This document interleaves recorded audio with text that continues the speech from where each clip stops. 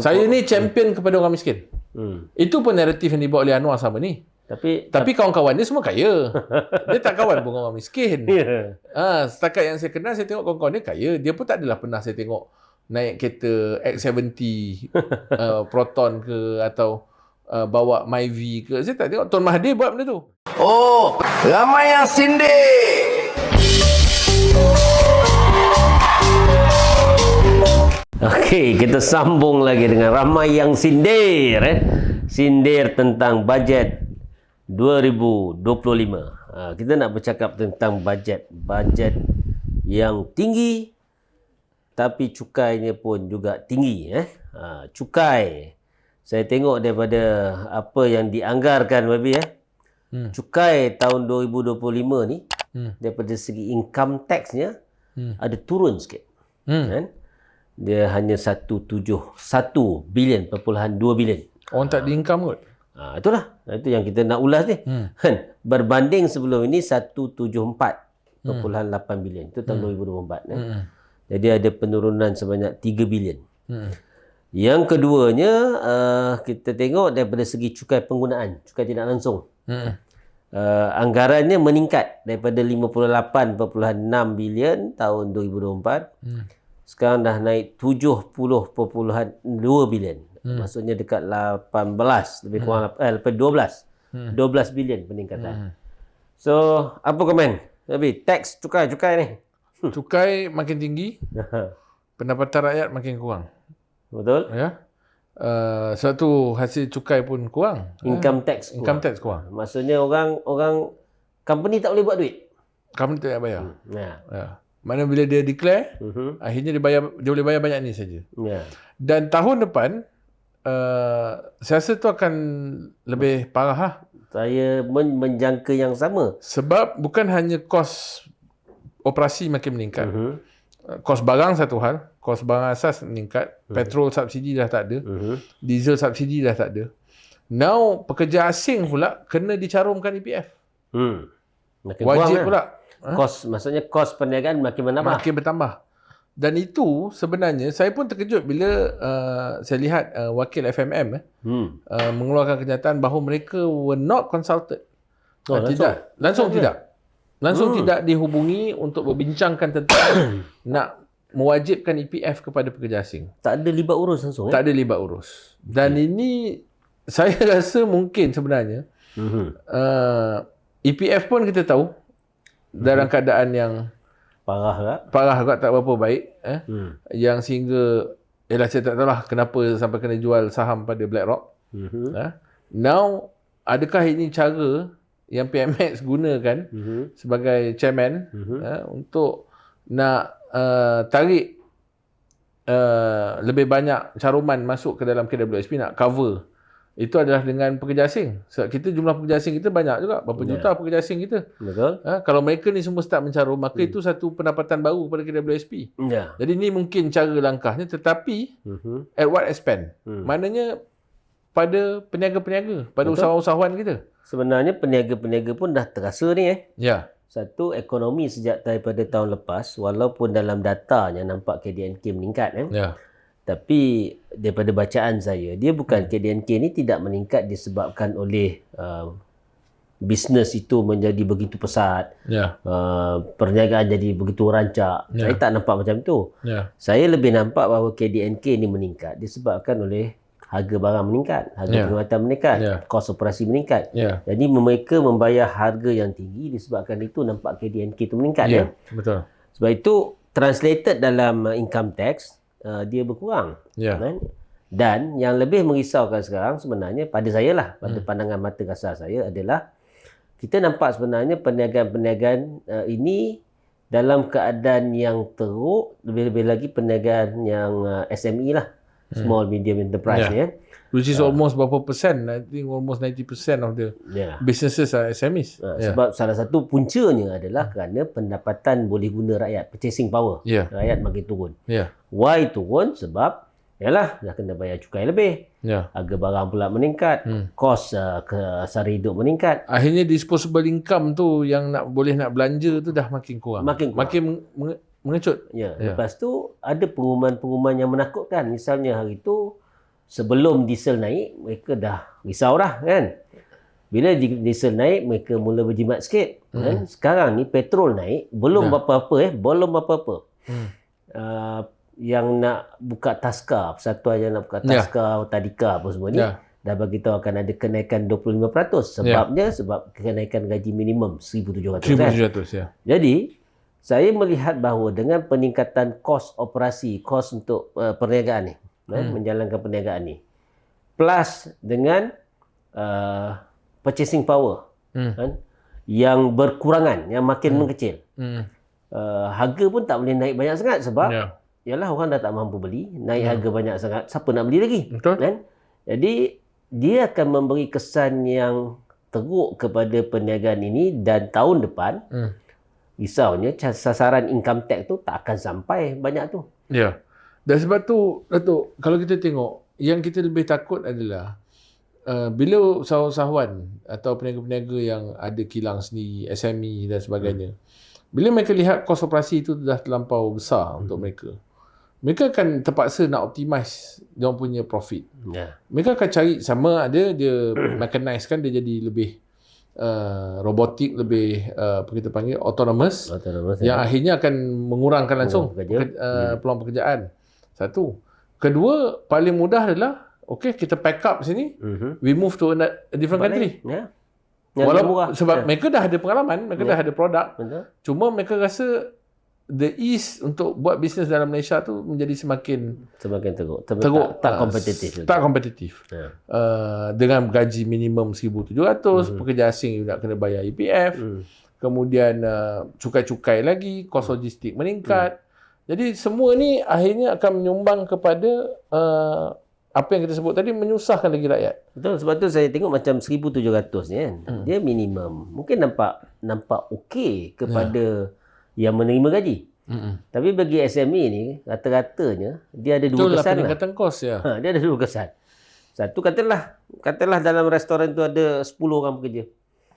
Sebelum ni 1,500. Dan sekarang dah 1,700. So itu saja dah ada peningkatan 2,000. Belum ke peningkatan daripada segi sewa, belum peningkatan daripada segi harga barang, logistik, bil elektrik. Elektrik ya. So subsidi telur dah tak ada. Subsidi telur pun tak ada, subsidi ayam pun tak ada. So all in sebenarnya apa yang akan berlaku, peniaga-peniaga ini akan meningkatkan harga barang. Tapi bear in mind, kalau peniaga-peniaga SME ini, dia pun takut nak tingkatkan tinggi-tinggi sebab dah takut tak ada pembeli. Orang tak beli. Orang tak beli. Jadi dia, salah satu cara untuk dia manage dia punya kos operasi, dia akan kurang orang pekerja. Lebih-lebih lagi kalau kata EPF dah kena tambah dan kan, dia akan kurang orang pekerja. So akan berlaku dua keadaan. Satu, harga naik barang, naik harga, dan yang kedua akan berlaku juga keadaan orang membuang pekerja. Dan ini yang saya rasa akan menjadi masalah nanti. Nak pula bila kerajaan sekarang, sejak berapa tahun, sejak kerajaan Madani ni, campuran Madani ni, PHBN ni ambil alih, mereka keep saying about nak rationalize subsidi atau bahasa mudahnya nak hapuskan subsidi. Tarik subsidi. Tapi mereka juga tahu, kalau mereka hanya hapuskan begitu saja tanpa ada backup mechanism, maka rakyat majoritinya akan marah.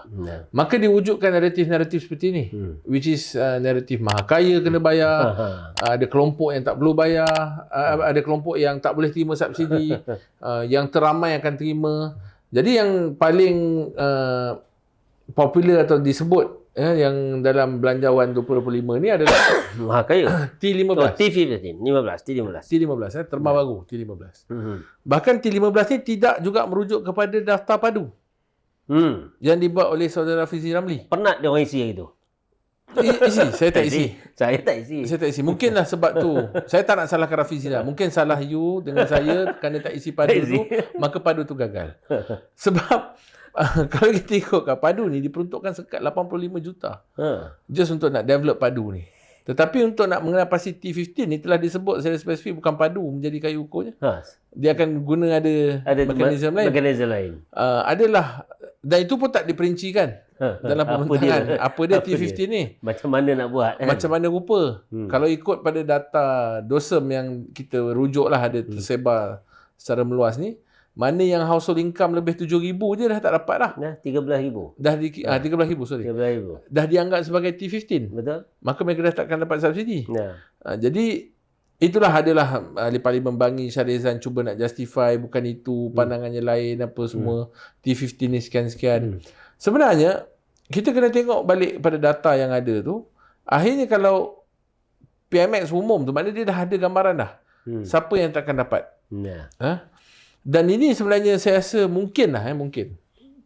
Dari segi politically PMX merasakan sebenarnya T15 atau yang dikatakan kononnya middle class ni, majoritinya saya rasa lah adalah voter base kepada PH. T15. Berbanding kita lah, PN ni kita lebih pada yang B40, M40, masyarakat rural, M40, yang ni yang akan banyak sokong kita. Tapi T15 urban people ni banyaknya majoritinya akan sokong kepada PH. Jadi mungkin lah dia merasakan walaupun dia mengenakan cukai, penarikan subsidi ni semua, dia merasakan base ni takkan lagi. Tetap akan menyokong dia. Tetap akan sokong dia. So maksudnya sekarang ni selain daripada menggunakan sepenuhnya, memerah sepenuhnya rakyat untuk bayar cukai, SST dan sebagainya, musuh kepada musuh kepada kerajaan hari ini adalah golongan maha kaya jugalah. Dan jadi dia merasakan mungkinlah pada pandangan PMX, kelompok ni dia takkan undi Perikatan Nasional.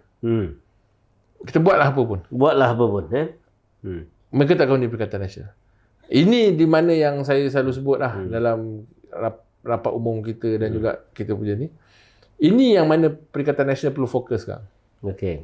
Especially untuk negeri-negeri macam Selangor, negeri-negeri yang di kawasan pantai barat ni lah. Yang mana kalau PN dapat memberikan alternatif, dapat memberikan image atau satu keyakinan baru bahawa kita boleh mentadbir dan kita boleh menguruskan ekonomi dengan lebih baik dengan kebijakan-kebijakan ekonomi yang lebih komprehensif dan lebih sustainable, saya merasakan akan ada swing vote daripada. Tapi sebenarnya apa masalah PMX dengan golongan maha kaya ni? Dia sebenarnya dia nak capture B40. Jadi dia cuba wujudkan seolah-olah this group against this group. Saya ni champion kepada orang miskin. Itu pun naratif yang dibawa oleh Anwar sama ni. Tapi kawan-kawan dia semua kaya. Dia tak kawan pun orang miskin. Setakat yang saya kenal, saya tengok kawan-kawan dia kaya. Dia pun tak adalah pernah saya tengok naik kereta X70 Proton ke atau bawa Myvi ke. Saya tak tengok Tuan Mahathir buat benda tu. Kawan baik YB pun yang kaya juga kan, Farhas kan yang kaya juga kan. Yang tu saya tak nak sebut, dia tengah saman saya, jadi saya tak mau sebut. Jadi maksudnya apa yang saya tengok sebagai contoh yang cuba diutarakan atau digambarkan melalui ucapan-ucapan dia maha kaya macam-macam lah nak menggambarkan seolah jadi kaya kat Malaysia ni satu benda yang salah. Satu kesalahan. Dan itu sebenarnya tak bagus. Pada saya tak bagus bukan dari segi apa. Perdana Menteri harus berlaku adil pada semua. Peranan orang yang ada orang kaya lah mereka ni mungkinlah pemilik syarikat, pemilik bisnes dan sebagainya. Mereka ni mewujudkan peluang pekerjaan untuk yang teramai. Dalam masa yang sama, mereka ni jugalah yang akan keluar dana dari segi pembayaran cukai, mengeluarkan dana dari segi mewujudkan foundation untuk nak supaya anak-anak di kampung dapat pergi belajar tanpa perlukan peruntukan daripada kerajaan. Dan mereka ni juga yang mungkin ada purchasing power yang akan consume lebih. Ya, sebenarnya itulah keharmonian yang Perdana Menteri yang sebelumnya buat. Ya. Sebab dia cuba mengharmonikan sebab antara yang kaya, bila yang kaya dia boleh melaksanakan perniagaan dengan baik, dibantu oleh kerajaan, dia ada income, maksudnya cukainya akan lebih banyak dan ini akan membantu juga golongan yang miskin selain daripada pekerjaan dan limpahan-limpahan lain kan. Tapi dalam keadaan di bawah Anwar Ibrahim ni, dia jadi seolah-olah ada permusuhan antara kasta. Cuba diwujudkan itu. Cuba digambarkan macam tu. Gambar begitu. Sebab taktik PMX ni adalah pecahkan perintah. Supaya akhirnya dia dapat kontrol dua kelompok. Tapi Dia tekan yang golongan maha kaya ni, golongan ni tetap akan jumpa PMX. Minta boleh tak kita reducekan cukai ni. Macam isu Utah baru ni. Ya. Akhirnya PMX. 84 juta. 84 juta. Wave macam tu saja. Tak bayar-bayar. Dalam keadaan dia kata subsidi pendidikan nak dihapuskan kan. Ya. Jadi inilah situasi yang mana sebenarnya apa yang PMX buat ni adalah supaya dia yang in control. 84 Jadi juta dia wujudkan naratif-naratif seperti itu. 84 juta tu boleh buat banyak hospital juga Boleh tahan lah. Boleh tahan. At least sebuah hospital boleh buat. At least buat So maksudnya sekarang ni kerajaan ini dia sekarang ni dah macam cacar marbar sebenarnya.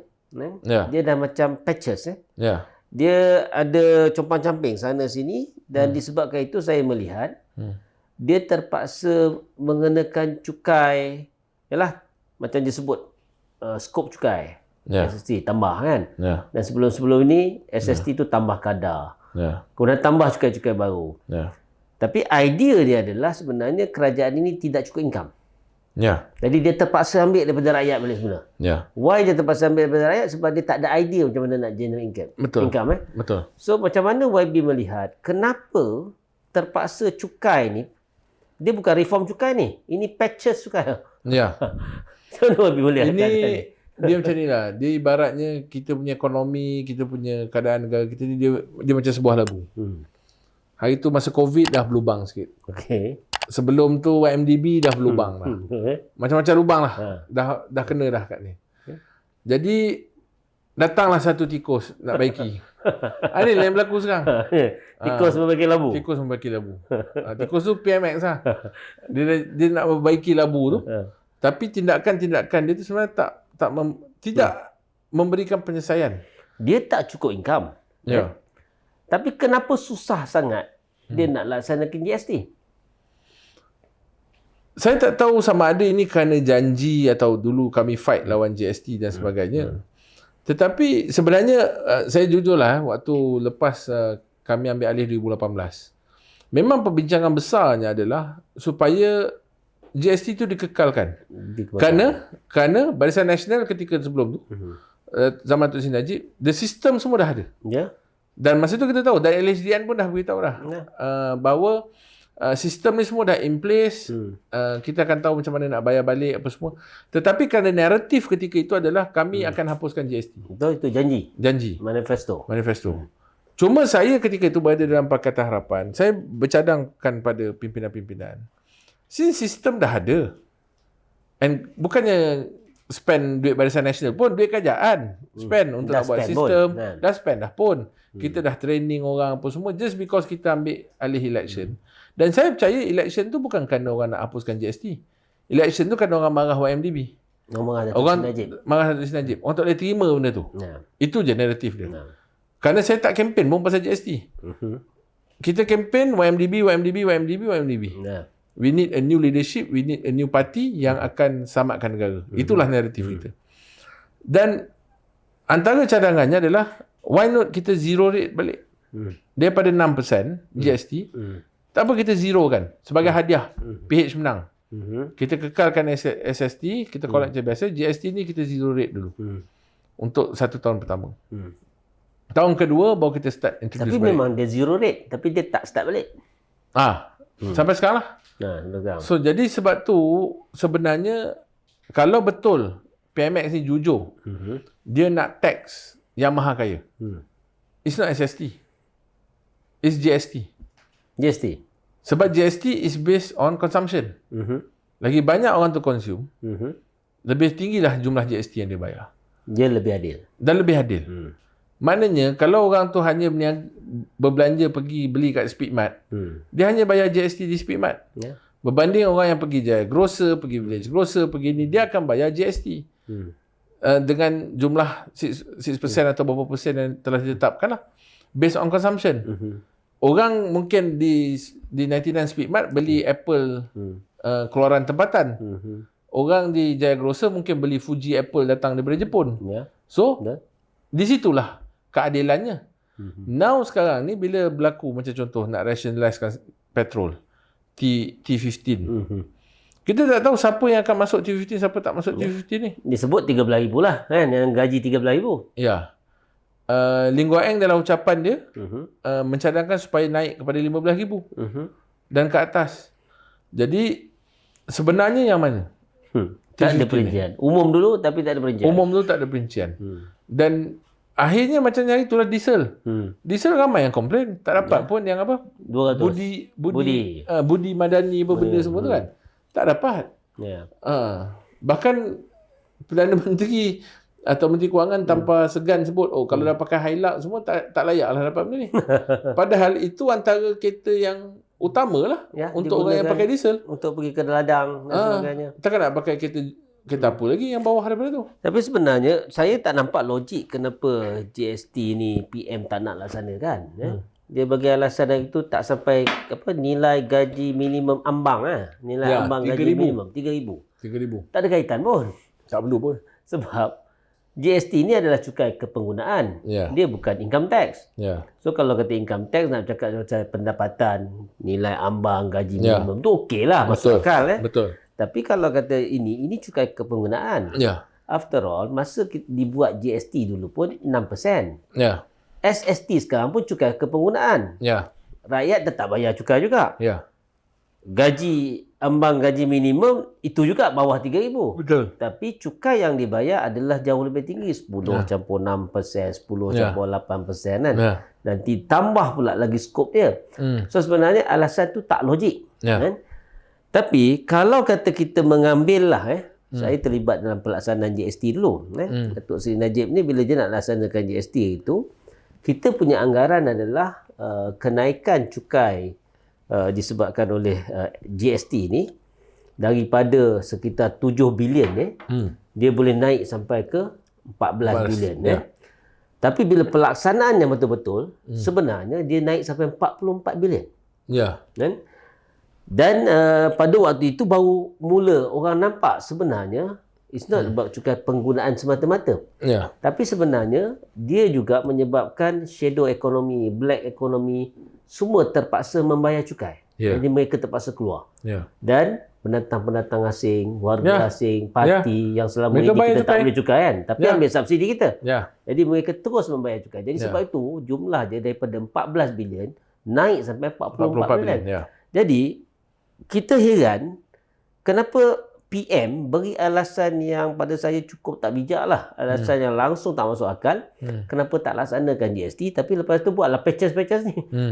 Cukai tu, cukai ni, cukai macam-macam cukai lah. Kan? Akhirnya bajet tahun ni nampak macam bajet cukai. Satu tadi, dia sebenarnya kepada ekonomi ni ada beberapa pendekatan lah. Sama ada you nak stimulate ekonomi, macam contoh apa yang mereka buat, reducekan interest rate. Dia nak stimulate, nak rangsang ekonomi. Sebab jadi waktu krisis sebenarnya ialah waktu untuk orang berbelanja. Kita menabung untuk hari krisis lah. Now we are having crisis, jadi kita kena belanja. Tapi dengan syarat kita kena akui kita krisis. Masalah Madani Madanon ni dia tak mengakui krisis. Satu. Tapi kita tak belanja. Bajet pembangunan turun. Kemudian kita nak introduce lagi pula petrol rationalisation apa semua, subsidi, nak dihapuskan subsidi petrol dan sebagainya. Sebenarnya ini dia akan jam up lagi ekonomi tu. Setuju. Dia tak menggalakkan kitaran ekonomi itu berjalan. Duit ni dia kena berjalan. Barulah ekonomi itu vibrant. Dia berjalan dan sikit lah. Tapi dalam keadaan yang orang cakap tak ada breathing space. Bernafas dalam lumpur. Betul. Dia tak ada, apa kita panggil, tak ada excitement nak belanja. Tak ada. Lebih baik kalau kita boleh simpan, lebih baik kita simpan. Simpan. Sebab kita tak tahu lepas ni apa lagi kita nak kena bayar. Bukan simpan dalam bank tau. Simpan dalam, okey jangan belanja dulu. Sebab lepas ni tak tahu apa nak kena. Betul. Jadi ini yang saya rasa kegagalan lah. PMX untuk faham situasi. Realiti ni. Macam tadi Saudara Tun sebut, mungkinlah penasihat-penasihat dia tu. Merasakan bahawa the best approach sekarang adalah hapuskan subsidi, kemudian naikkan cukai, dalam masa yang sama biarkan the market forces untuk tentukan. Dan ini sebenarnya akan mengganggu gugat kepada kestabilan negara. Sekarang ni memang sebenarnya terasa teruk. Ya. Saya rasa yalah. Ada ke orang yang puji ekonomi bagus sekarang? Setakat saya jumpa tak ada lah. Setakat ni cuma Walanun ni lah. Dia punya cyber trooper dia lah. Walanun saja. Walanun saja yang puji. Malah Umdap pun tak puji. Ya, betul. Umdap ni dia yalah dia sedar. Dia sedar dia kena tipu dengan Anwar Ibrahim. Dia sedar kehidupan sekarang susah. Dia sedar dia kena bayar harga yang mahal macam mana orang yang lain juga kan. Cuma dia masih menyokong Anwar Ibrahim ni sebab yalah demi menjaga perut masing-masing, demi nak menjaga yalah dia masih dapat manfaat daripada situ kan. Itu saja.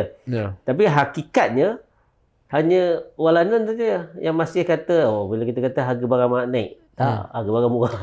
Sebab tu sekarang ni macam apa yang Datuk sebut tu. Bajet ni baru dibentang oleh Perdana Menteri, mengangkat Menteri Kewangan. Maka pada ahli-ahli parlimen sebenarnya ada tanggungjawab untuk mengundi. Betul. Ya. Kalau anda undi menyokong belanjawan ini, mana anda sokong kepada penyasaran subsidi petrol. Betul. 95. Dalam masa yang sama anda setuju supaya belanjawan pembangunan tu dikurangkan. Ya. Lebihkan kepada mengurus. Betul. Kemudian kita dapat tengok dalam keadaan harga barang tak diselesaikan, adakah ahli parlimen ni sanggup nak berhadapan dengan konstituen? Ya. Bahkan kita akan tuntut, kita akan kata, you sendiri sokong belanjawan. Kenapa you nak komplain di luar? Ya. Sebab kalau kita pergi, saya percaya Datuk pun ada turun padang, jumpa masyarakat. Saya turun jumpa dengan pengundi-pengundi kawasan saya. Semua mengeluh harga barang. Betul. Semua mengeluh tentang susahnya nak berniaga sekarang. Dan orang berniaga bercakap pada saya, dia tidak nampak light at the end of the tunnel. Ya. Ya. Mereka ibarat, kalau di kawasan saya di Taman Medan tu, banyaknya sebahagian besar sebut mereka macam ibarat kais pagi makan pagi lah. Macam tu. Kais petang makan petang. Okey. Betapa susahnya sekarang. Susah sekarang. Ya. Okey, kita masuk selepas ni dalam segmen yang ketiga. Kita akan tengok pada solution. Apa yang kita boleh buat selepas ini. Tapi apa yang YB sebut tadi betul. Tak ada orang yang puji bajet ni. Tak ada wow factor. Kan? Dan orang tak nampak bahawa ada excitement yang baru. Bajet ini akan menyebabkan kehidupan mereka berubah. Saya rasa tak nampak macam tu. Malah para peniaga pun rasa langit masih mendung. Tak tahu sampai bila. Sampai bila. Okey, selamat yang sindir. Kita sambung lagi selepas ini. Terima kasih.